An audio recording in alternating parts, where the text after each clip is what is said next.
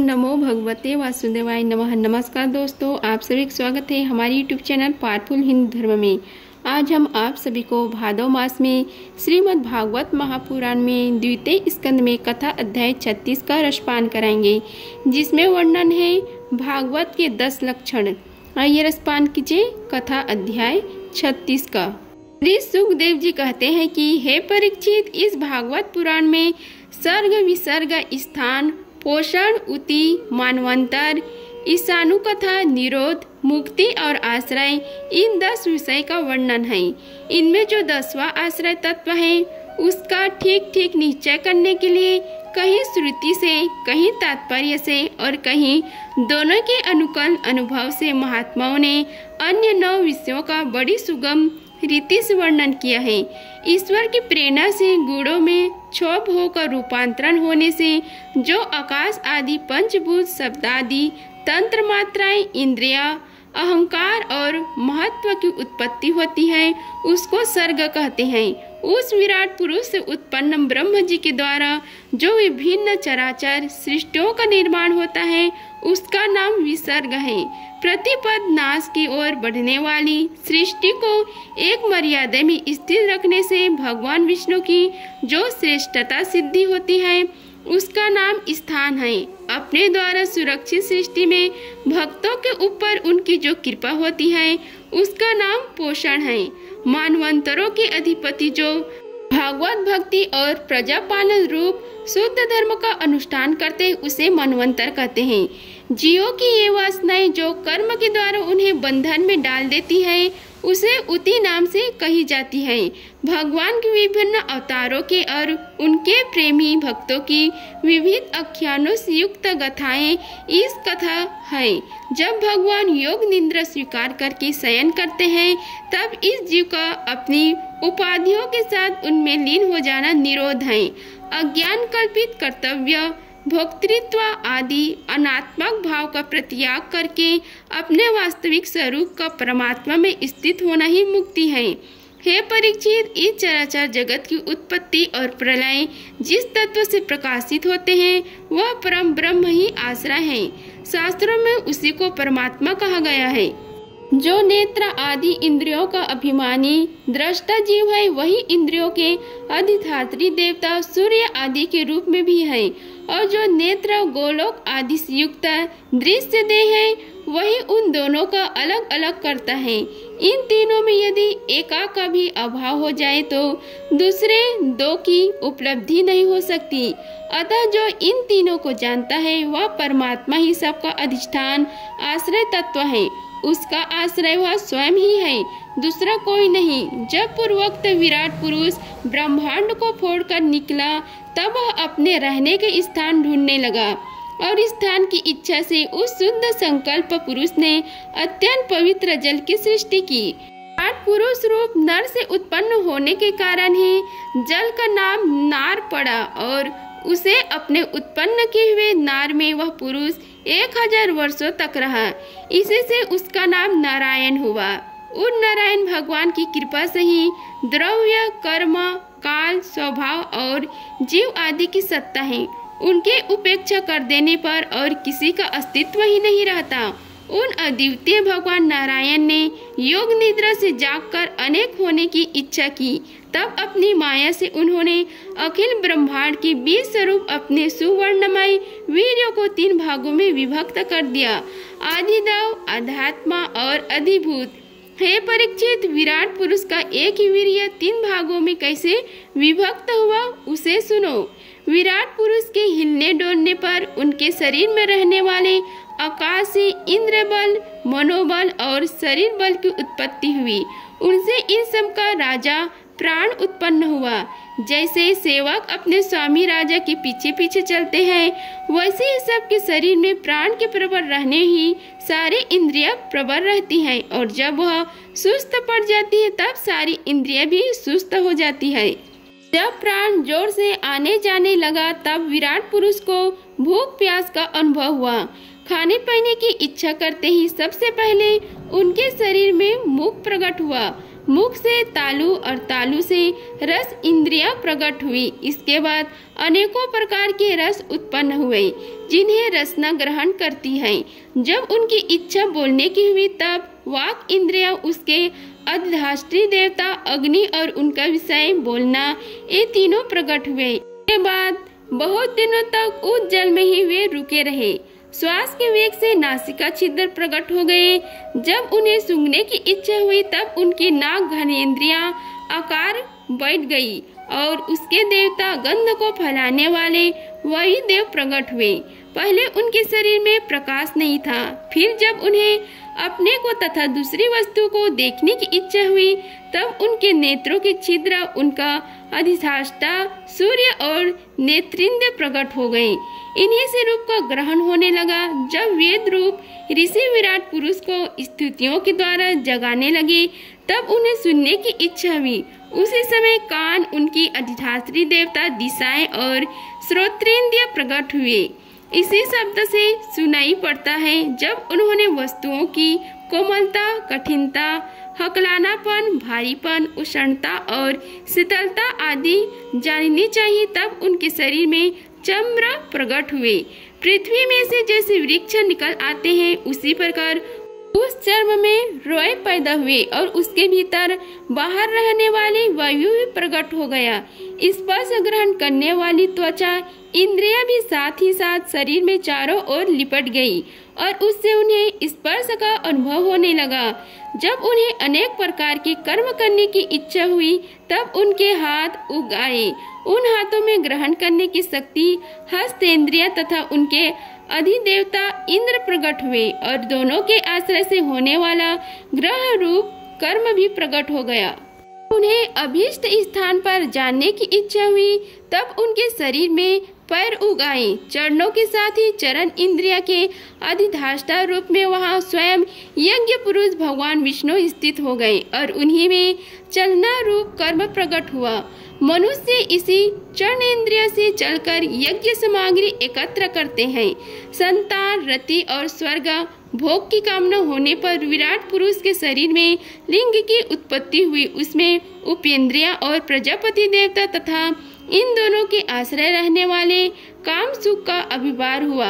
जब उन्हें मल त्याग की इच्छा हुई तब गुदाद्वार प्रकट हुआ।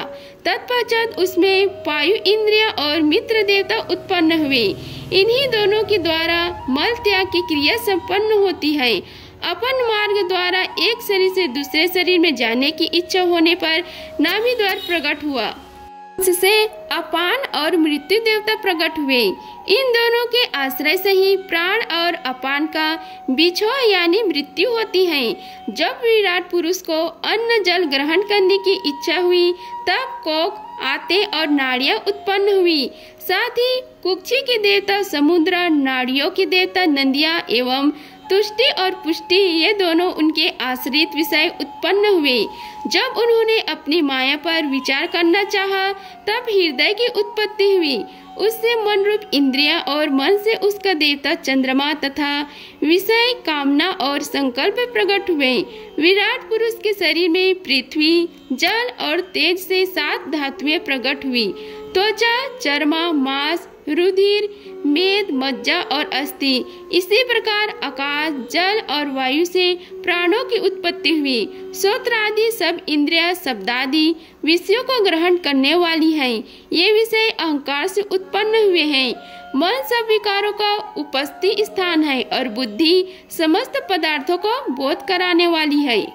मैंने भगवान के इस स्थूल रूप का वर्णन तुम्हें सुनाया है। यह 12 की ओर से पृथ्वी, जल, तेज, वायु, आकाश, अहंकार, महतत्व और प्रकृति इन 8 आवरण से घिरा हुआ है। इससे परे भगवान का अत्यंत सूक्ष्म रूप है।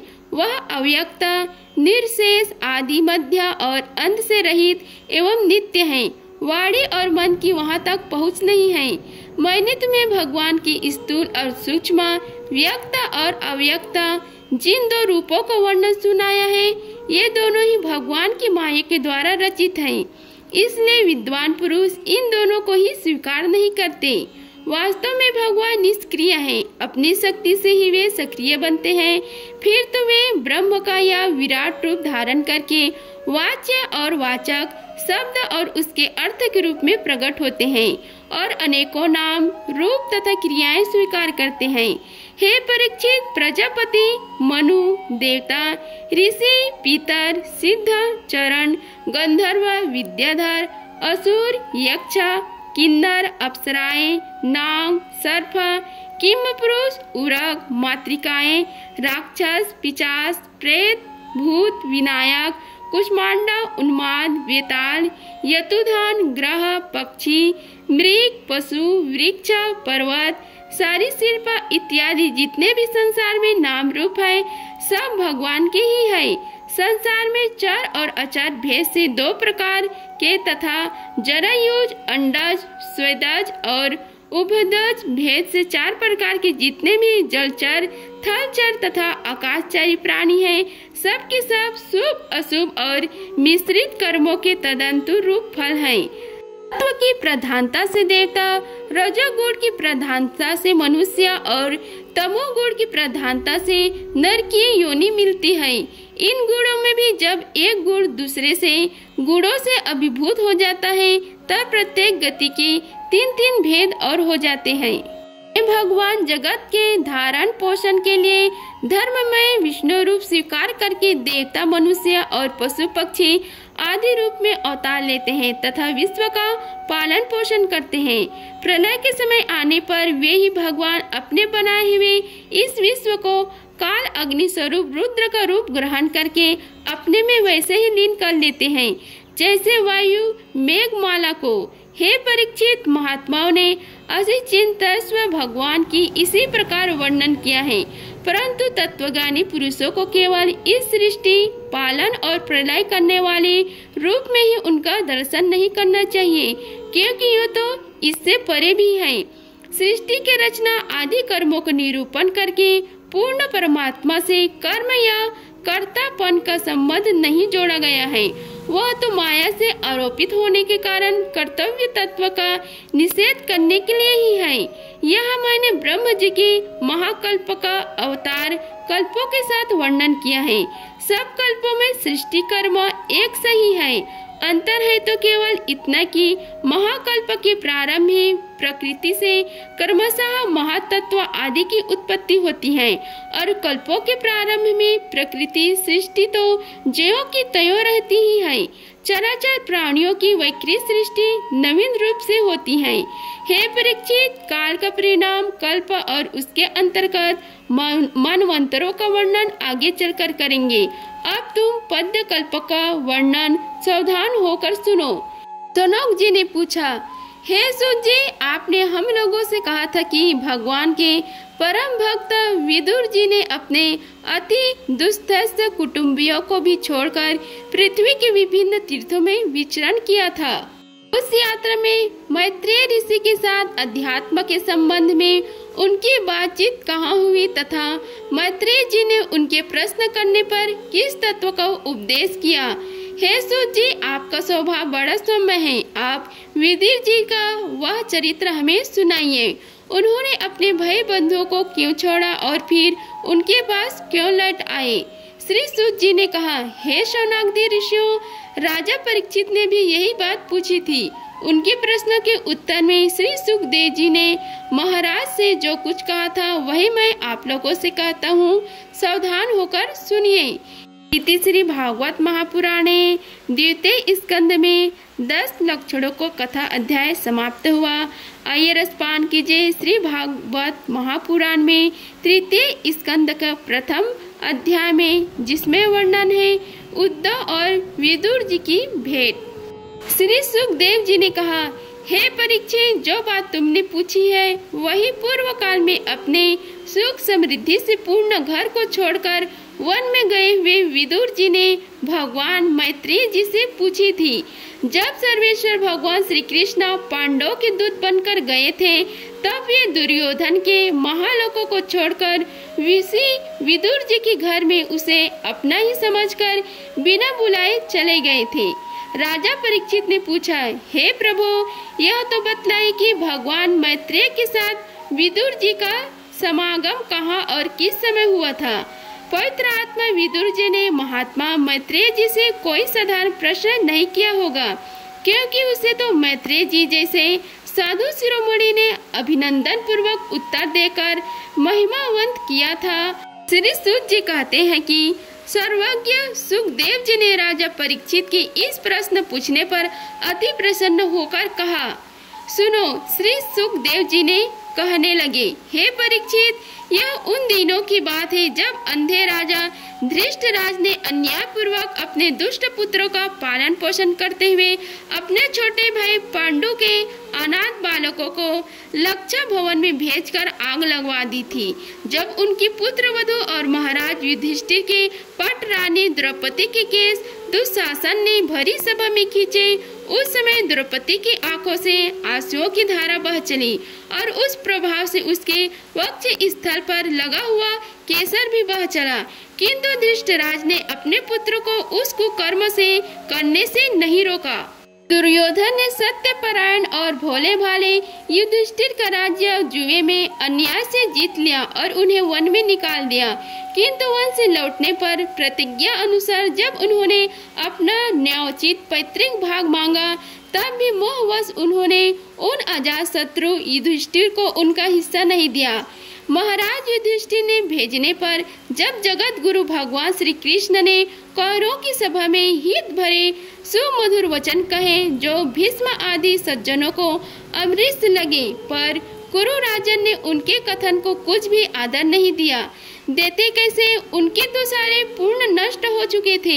फिर जब सलाह के लिए विदुर जी को बुलाया गया, तब मंत्रियों में श्रेष्ठ विदुर जी ने राज्य भवन में जाकर बड़े भाई धृष्टराज के पूछने पर उन्हें वह सहमति दी, जिसे नीति शास्त्रों के जानने वाले पुरुष विदुर नीति कहते हैं। उन्होंने कहा, हे महाराज, आप अजात शत्रु महात्मा युधिष्ठिर को उनका हिस्सा दे दीजिए।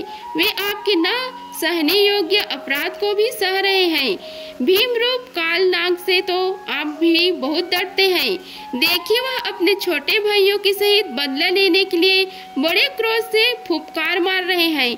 आपको पता नहीं है, भगवान श्री कृष्ण ने पांडवों को अपना लिया है। वे यदुवीर के आराध्य देव इस समय अपनी राजधानी द्वारकापुरी में विराजमान हैं। उन्होंने पृथ्वी के सभी बड़े बड़े राजाओं को अपने अधीन कर लिया है तथा ब्राह्मण और देवता भी उन्हीं के पक्ष में हैं, जिसे आप शत्रु मानकर पार रहे हैं तथा जिसकी हम मिलाते जा रहे हैं। उस दुर्योधन के रूप में तो मूर्तिमान दोष ही आपके घर में घुस बैठा है। यह तो साक्षात भगवान श्री कृष्ण से द्वेष करने वाला है। इसी के कारण आप भगवान श्री कृष्ण के विमुख होकर श्रीहोन हो रहे हैं। अतएव यदि आप अपने कुल की कुशल चाहते हैं तो इस दुष्ट को तुरंत त्याग दीजिए।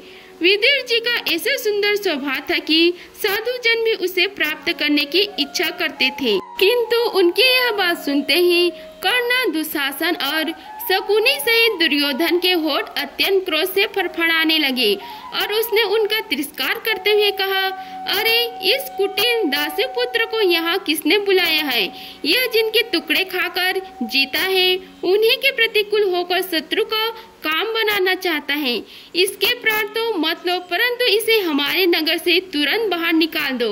भाइयों के सामने ही कानों में बाढ़ के समान लगने वाले इन अत्यंत कठोर वचनों से मर्मित होकर भी विदुर जी ने कुछ बुरा न माना और भगवान की माया को प्रबल समझकर अपना धनुष राजद्वार पर रख के वे हस्तिनापुर से चले दिए। कौरवों को विदुर जी जैसे महात्मा बड़े पुण्य से प्राप्त हुए थे। वे हस्तिनापुर से चलकर पूर्ण करने की इच्छा से भूमंडल में तीर्थपाद भगवान के क्षेत्र में विचरण करने लगे, जहाँ श्री हरि, ब्रह्मा, रुद्र, अनंत आदि अनेकों मूर्तियों के रूप में विराजमान है। जहाँ जहाँ भगवान की प्रतिमाओं से सुशोभित तीर्थ स्थान नगर, पवित्र वन, पर्वत, निकुंज और निर्मल जल से भरे हुए नदी, सरोवर आदि है, उन सभी स्थानों में वे अकेले ही विचरते थे। वे अवधूत वेश में स्वच्छादित पूर्वक पृथ्वी पर विचरते थे, जिससे आत्मीय जन उन्हें पहचान न सके। वे शरीर को सजाते न थे, पवित्र और साधारण भोजन करते थे, शुद्ध वृत्ति से जीवन निर्वाह करते थे, प्रत्येक तीर्थ में स्नान करते थे, जमीन पर सोते थे और भगवान को प्रसन्न करने वाले व्रतों का पालन करते थे। इस प्रकार भारतवर्ष में विचरते विचरते जब तक वे प्रभात क्षेत्र में पहुँचे, तब तक भगवान श्री कृष्ण की सहायता से महाराज युधिष्ठिर पृथ्वी का एकक छत्र अखंड राज्य करने लगे थे। वहां उन्होंने अपने कौरव बंधुओं के विनाश का समाचार सुना, जो आपस की कलह के कारण परस्पर लड़ भिड़ कर उसी प्रकार नष्ट हो गए थे, जैसे अपने ही रगड़ से उत्पन्न हुई अंगों से बांसों का सारा जंगल जलकर खाक हो जाता है। यह सुनकर वे शोक करते हुए चुपचाप सरस्वती के तीर पर आए। वहां उन्होंने त्रित, उष्णा, मनु, पृथु, अग्नि, असित, वायु, सुदास, गौ, गुहा और श्रद्धा देव के नाम से प्रसिद्ध 11 तीर्थ का सेवन किया। इनके सिवाय पृथ्वी में ब्राह्मण और देवताओं के स्थापित किए हुए जो भगवान विष्णु के और भी अनेक मंदिर थे, जिनके शिखरों पर भगवान के प्रधान आयुध चक्र के चिन्ह थे और जिनके दर्शन मात्र से श्री कृष्ण का स्मरण हो आता था, उनका भी सेवन किया। वहां से चलकर वे धन धान्य पूर्ण सौराष्ट्र, सवीर, मत्स्य और कुरु जंगल आदि देशों में होते हुए जब कुछ दिनों में यमुना तट पर पहुँचे, तब वहां उन्होंने परम भागवत उद्धव जी का दर्शन किया। वे भगवान श्री कृष्ण के प्रख्यात सेवक और अत्यंत शांत स्वभाव के थे। वे पहले बृहस्पति जी के शिष्य रह चुके थे। विदुर जी ने उन्हें देखकर प्रेम से गाढ़ आलिंगन किया और उनसे अपने आराध्य भगवान श्री कृष्ण और उनके आश्रित अपने स्वजनों को कुशल समाचार पूछा। विदुर जी कहने लगे, हे उद्धव जी, पुराण पुरुष बलराम जी और श्री कृष्ण ने अपने ही नाभि कमल से उत्पन्न हुए ब्रह्म जी की प्रार्थना से इस जगत में अवतार लिए। वे ही पृथ्वी का भार उतार कर सबको आनंद देते हुए अब श्री वासुदेव जी के घर कुशल से रह रहे हैं। प्रियवर, हम कुरुवंशियों के परम सुहृदय और पूज्य वासुदेव जी को, जो पिता के समान उदारता पूर्वक अपनी कुंती आदि बहनों को उनके स्वामियों का संतोष कराते हुए उनकी सभी मनचाही वस्तुएं देते आए हैं, आनंद पूर्वक है ना। प्यारे उद्धव जी, यादवों के सेनापति वीरवर पद्युमन जी तो प्रसन्न है ना, जो पूर्व जन्म में कामदेव थे तथा जिन्हें देवी रुक्मणी जी ने ब्राह्मणों की आराधना करके भगवान से प्राप्त किया था।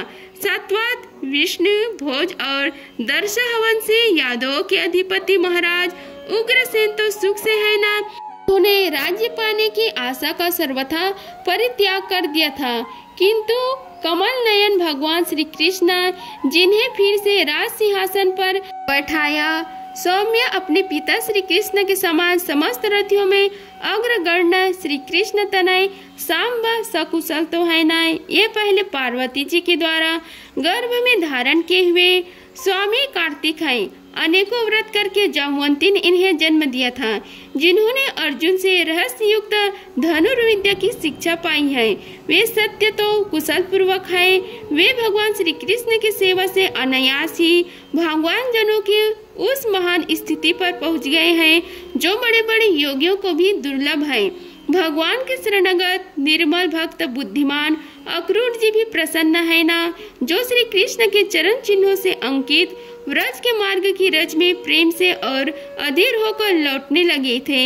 भोजवंशी देवकी की पुत्र देवकी जी अच्छी तरह है ना, जो देव माता अदिति के समान ही साक्षात श्री हरि विष्णु भगवान की माता है। जैसे वेद त्रय यज्ञ विस्तार रूप अर्थ को अपने मंत्रों द्वारा धारण किए रहती है, उसी प्रकार उन्होंने भगवान श्री कृष्ण कृष्ण को अपने गर्भ में धारण किया था। आप भक्तजनों की कामनाएं पूर्ण करने वाली भगवान अनिरुद्ध जी सुखपूर्वक है ना, जिन्हें शास्त्र वेदों के आदिकरण और अंतःकरण चतुष्टय के चौथे अंश में मन के अधिष्ठाता बतलाते हैं। सौम्य स्वभाव उद्धव जी अपने हृदयेश्वर भगवान श्री कृष्ण का अन्यन भाव से अनुसरण करने वाले, जो हृदय सत्य भामानंदन चारुदेशन और गद आदि अन्य भगवान के पुत्र हैं, वे सब सकुशल पूर्वक है ना। महाराज युधिष्ठिर अपने अर्जुन और श्री कृष्ण रूप दोनों भुजाओं की सहायता से धर्म मर्यादा का न्याय पूर्वक पालन करते हैं ना। माया दानव की बनाई हुई सभा में इनके राज्य वैभव और दबदबे को देखकर दुर्योधन को बड़ा डाह हुआ था। अपराधियों के प्रति अत्यंत असहिष्णु भीष्मसेन ने संपर्क के समान दीर्घकालीन क्रोध को छोड़ दिया है क्या? जब वे गदा युद्ध में तरह तरह के पैत्र बदलते थे, तब उनके पैरों की धम से धरती डोलने लगती थी।